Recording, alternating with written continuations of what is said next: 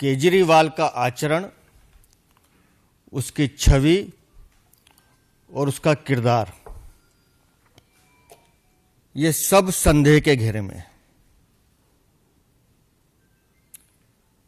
वो कह रहे हैं कि मैं दिल्ली की जनता के बीच जाऊंगा और दिल्ली की जनता फैसला करे। तो श्रीमान अरविंद केजरीवाल, दिल्ली की जनता ने 3 महीने पहले अपना फैसला आपको सुना दिया है। आप खुद दिल्ली की सड़कों पर घूमे थे और आपने कहा था कि जेल के बदले वोट दीजिए, और दिल्ली की जनता ने आपको माकूल जवाब दिया और आपको आपके ठिकाने पे पहुंचा दिया था, सिफर करके भेजा था आपको। तो दिल्ली की जनता तो अपना फैसला सुना चुकी। जेल से बाहर आकर जिस ढंग की आतिशबाजी हुई, अपनी ही सरकार के जेल से बाहर आकर अपनी ही सरकार के बनाए हुए नियम को तोड़ने वाले भी वो इस देश के पहले मुख्यमंत्री हुए। दिल्ली सरकार ने आतिशबाजी पर प्रतिबंध का निर्णय लिया और दिल्ली का मुख्यमंत्री दिल्ली की जेल से निकलकर दिल्ली सरकार के नियम को ध्वस्त करे, ये एक नई राजनीति थी। और उसके बाद उनकी नई राजनीति कहीं कहीं पर बहुत विडंबनापूर्ण और दुखद भी लगती है। शराब घोटाले में जब इन पे आरोप लगा था तो दिल्ली में दारू का दरिया बहाने वाले लोग महात्मा गांधी की समाधि के ऊपर जाकर शपथ लेने का ढोंग कर रहे थे, जबकि महात्मा गांधी का जो जन्मदिन है 2 अक्टूबर पूरे देश में ड्राई डे होता है। इससे बड़ा मजाक क्या हो सकता है भारत की राजनीति में कि शराब घोटाले के आरोपी गांधी की समाधि पर, और आज भगत सिंह जी से तुलना कर रहे हैं। आपको याद हो, पहले भी जब इन लोगों ने भगत सिंह जी की फोटो लगाई थी तो भगत सिंह जी के परिवार की तरफ से भी आपत्ति आई थी। और मुझे लगता है कि शहीद आजम भगत सिंह जैसे लोगों की, और जिन लोगों ने देश के लिए बलिदान दिया, उनकी आत्मा जहां भी होगी स्वर्ग में उन्हें बहुत कष्ट हो रहा होगा। ये वही देश है जिसके लिए राणा प्रताप ने घास की रोटी खाई, जिसके लिए रण में कूदी रानी लक्ष्मीबाई, जिसके लिए भगत सिंह ने फांसी गले लगाई, इसलिए कि एक भ्रष्टाचार का आरोपी गुनहगार आज उनके नाम का उपयोग करे।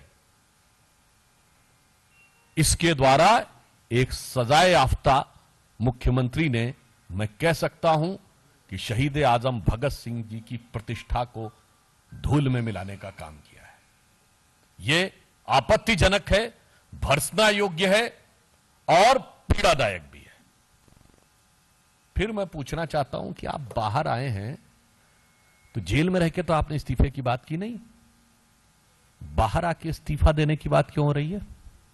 और ये 48 घंटे बाद की बात क्या है? देश और दिल्ली की जनता जानना चाहती है 48 घंटे का राज क्या है, ये 48 घंटे में क्या क्या सेटल करना है।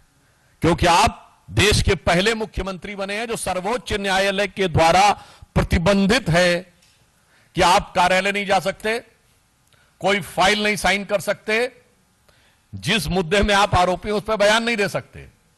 भारत के इतिहास में कोई ऐसा उदाहरण नहीं होगा कि मुख्यमंत्री के ऊपर यह प्रतिबंध हो, उसके बाद भी 48 घंटे किस चीज के लिए चाहिए? सरकारी काम तो कर नहीं सकते, तो कौन सा निजी काम है, कौन सी ऐसी निजी चीज है जिसके लिए आप 48 घंटे की मोहलत मांगने की कोशिश कर रहे हैं?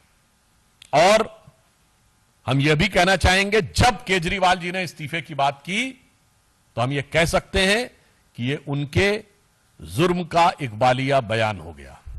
यानी आपने मान लिया कि आप पे जो आरोप थे वो इस लायक हैं कि आप पद पे नहीं रह सकते, अर्थात आपके आरोपों की स्वीकारोक्ति है जब आपने त्याग पत्र की बात कही। अरविंद केजरीवाल के इस्तीफे की घोषणा के बाद मुझे 3-4 बातें बहुत स्पष्ट दिख गई हैं। पहला तो अरविंद केजरीवाल को तो कोर्ट ने चीफ मिनिस्टर पद से हटा दिया था, तो ये एक नया ड्रामा है, दिखावा है। चलिए, देर आए लेकिन संविधान के रास्ते पे आए। होना तो ये चाहिए था कि जिस दिन आप जेल जा रहे थे, इस देश के इतिहास में जब भी चीफ मिनिस्टर जेल जाने की नौबत में आया है तो उसने इस्तीफा दिया है ताकि प्रदेश चलता रहे। अरविंद केजरीवाल ने दिखाया कि हमारा ईगो बड़ा है, हमारे लिए प्रदेश बड़ा नहीं है, प्रदेश के लोग बड़े नहीं है हमारे लिए।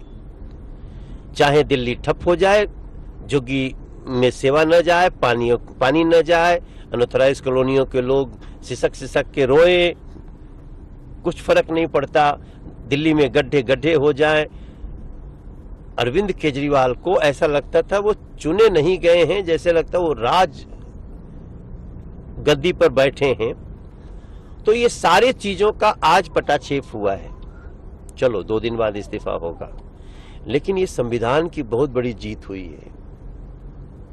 संविधान यही कहता था ना कि आप इस्तीफा देना पड़ेगा आपको, और इतने सारे बहस, इतने सारे जिरह के बाद भी कोर्ट ने बेल देने के पहले उनको चीफ मिनिस्टर पद से हटा दिया। आप फाइल नहीं साइन कर सकते, आप ऑफिस नहीं जा सकते चीफ मिनिस्टर ऑफिस का, मतलब कि आपको हटा दिया गया। हाँ, बेइज्जत करके हटाया, आपने खुद अपने को बेइज्जत किया। अब जब आपने घोषणा कर दिया है, एक विक्टिम कार्ड खेलने के तो बहुत माहिर है ना अरविंद केजरीवाल जी, तो वो दिखाएंगे कि देखो देखो मैंने इस्तीफा दिया। इस्तीफा नहीं दिया उन्होंने, ऑलरेडी वो कोर्ट के द्वारा सस्पेंड किए जा चुके हैं।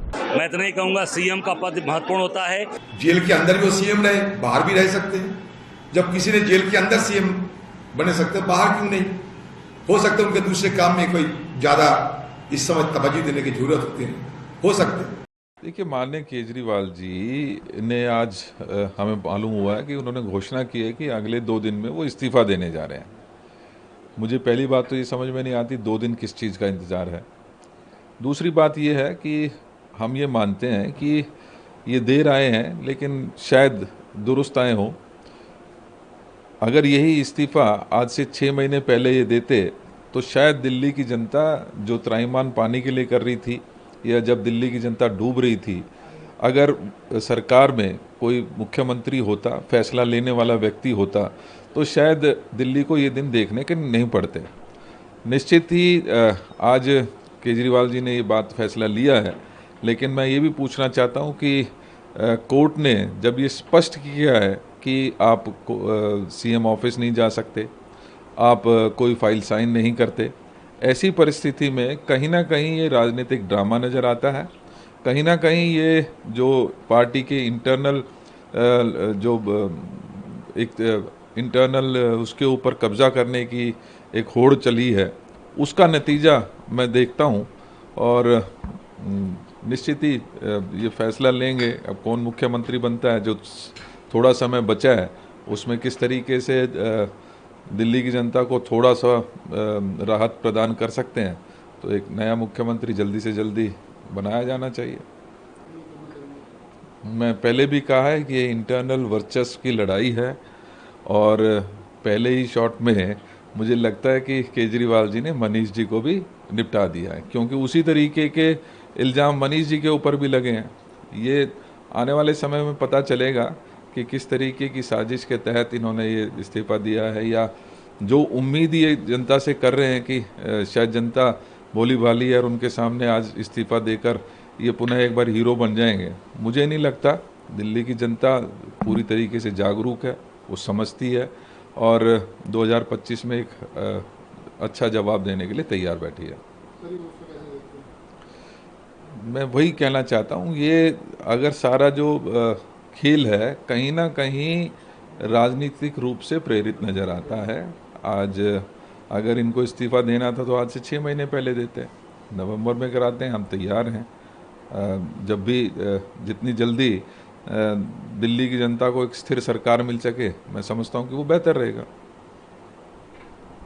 निश्चित ही, क्योंकि आप समझते हैं, लेकिन ये लगातार लोगों के इमोशन से खेलते आए हैं, लेकिन अब जनता जाग चुकी है, जनता के सामने पूरी तरीके से एक्सपोज हो चुके हैं। मैं नहीं समझता कि इनका कोई भी कार्ड अब दिल्ली की जनता को उनकी वोट दिला पाएगा। सीएम ना सीएम बनने का कोई मतलब ही नहीं। हम लोग तो बहुत पहले से कह रहे थे कि इसे सीएम पद से छोड़ देना चाहिए।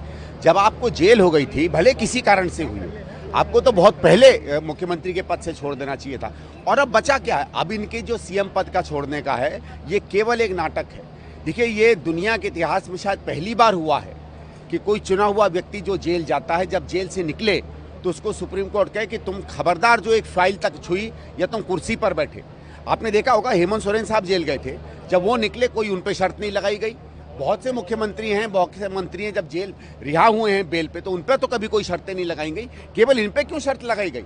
और इसीलिए शर्त लगाई गई है क्योंकि देखिए बेल देना सही है, हम उसका भी समर्थन करते हैं और सुप्रीम कोर्ट ने भी दिया। सुप्रीम कोर्ट को भी ये डर है कि ये आदमी जाकर जो सबूत है उसके खिलाफ उसको मिटा देगा, ये डराएगा धमकाएगा। जब मुख्यमंत्री जैसे व्यक्ति को कहा जाता है कि खबरदार तुम किसी गवाह के साथ मिले भी, तो इसका मतलब है इसको एक आम क्रिमिनल की तरह एक तरीके से सुप्रीम कोर्ट ट्रीट कर रहा है। इसके बाद कोई नैतिकता नहीं बच जाती है केजरीवाल की, लेकिन केजरीवाल और नैतिकता में मुझे नहीं लगता किसी भी तरीके आसपास का कोई संबंध है।